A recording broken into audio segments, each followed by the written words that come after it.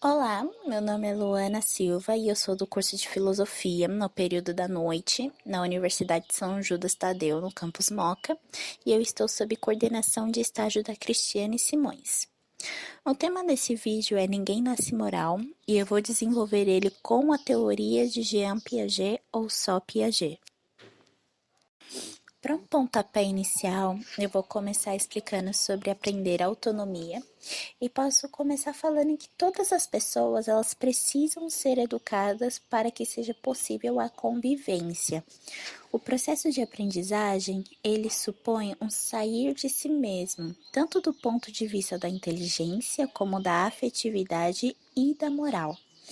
A descoberta do outro como, entre aspas, um outro eu, ela é fundamental para que seja possível nós superar o egocentrismo infantil. E o que seria o egocentrismo infantil? Seria a criança estar centrada em si mesma, ou seja, ela seria seu próprio ponto de referência. Ela sente, ela pensa, ela age voltada a ela mesma. Há uma certa dificuldade de se colocar no lugar de outra criança. Mas superar o egocentrismo não se trata de um procedimento automático, porque exige a intermediação de agentes culturais. Esses agentes culturais seriam pais, professores, responsáveis, adultos em geral. A educação, ela começa pela heteronomia, em que as regras morais são introjetadas sem crítica até que seja alcançada a autonomia. E o que seria autonomia, heteronomia? Bom, heteronomia vem do grego hétero, que é diferente, outro, e nomos, que é lei ou norma.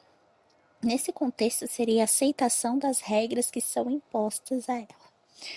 Autonomia vem do grego auto, que é si mesmo ou eu mesmo, e nomos, que é lei ou norma. Nesse contexto, seria a capacidade de decidir por si mesmo, que é uma característica típica da maturidade. Na fase da heteronomia, as crianças elas obedecem às regras que são impostas, mas aos poucos elas vão abrindo espaço de discussão que acabam estimulando a adesão pessoal e autônoma às normas. O grande impasse entre heteronomia e autonomia ocorre na adolescência, que é um período de contradições, em que, mesmo que tenhamos abandonado as características infantis, as obrigações e as responsabilidades da vida adulta ainda não foram assumidas, e é isso que nós vamos ver ao desenvolver esta teoria.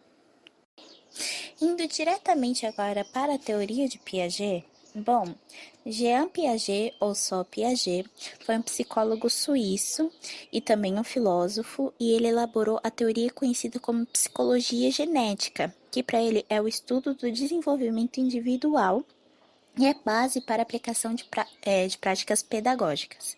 De acordo com essa teoria, a razão, a afetividade e a moral, elas avançam progressivamente em estágios sucessivos nos quais a criança, ela organiza o pensamento e o julgamento.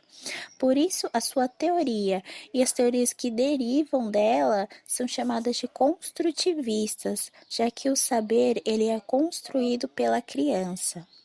O desenvolvimento mental é estudado sob três pontos de vista, que seria da inteligência, da afetividade e da moral, e esse processo ocorre em quatro estágios que o Piaget vai classificar por idades, mas vale lembrar que dependendo do grupo social em que a criança pertença, é muito provável que essas faixas etárias variem e que as etapas finais nem sejam atingidas na fase adulta. Agora o primeiro estágio. E o primeiro estágio ele se chama sensório-motor, que vai de 0 a 2 anos. E nesse estágio predomina o desenvolvimento das percepções sensoriais e dos movimentos. Do ponto de vista da inteligência, o bebê ele evolui à medida que aprende a coordenar as sensações e os movimentos.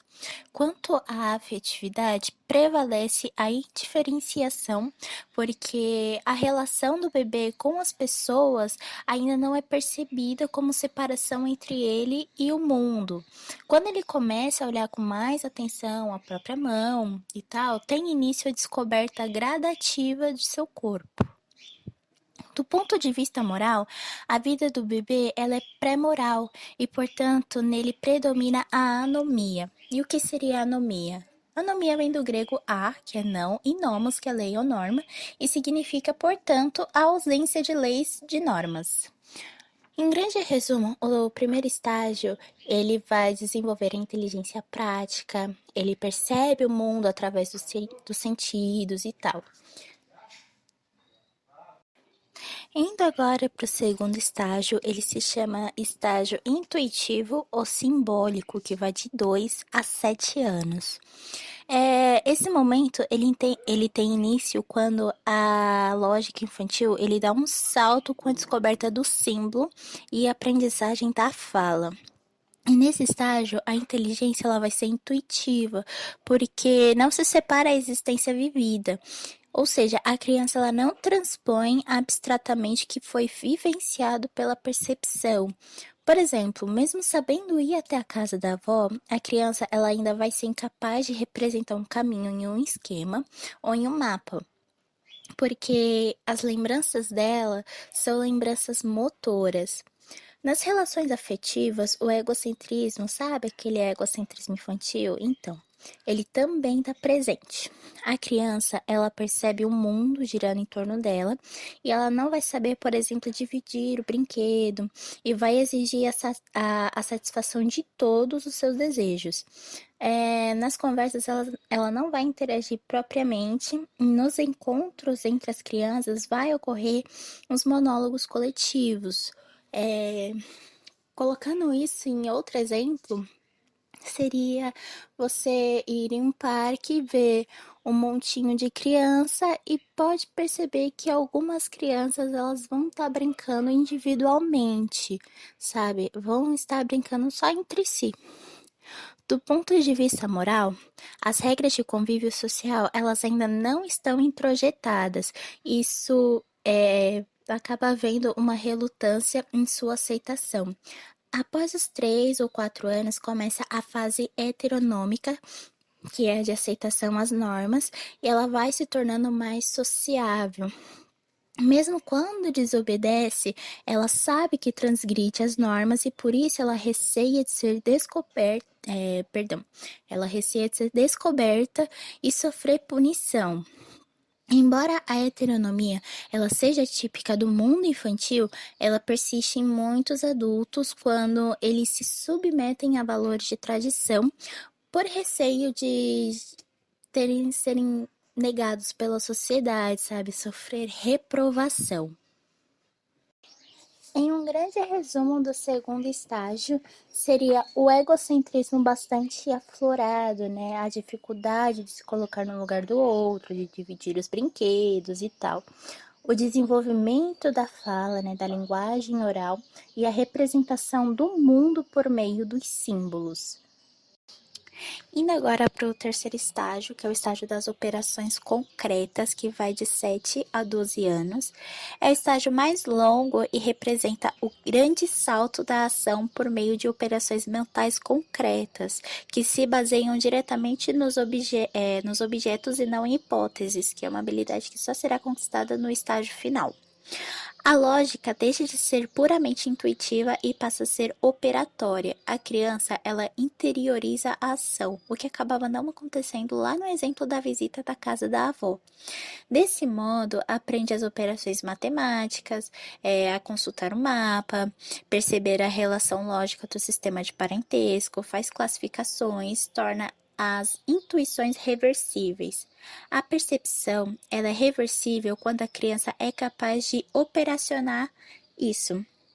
Por exemplo, se estamos frente a frente com uma criança e pedimos e levantamos a mão direita e pedimos que ela faça a mesma coisa, ela vai levantar a mão direita caso ela seja capaz de fazer a reversibilidade mentalmente.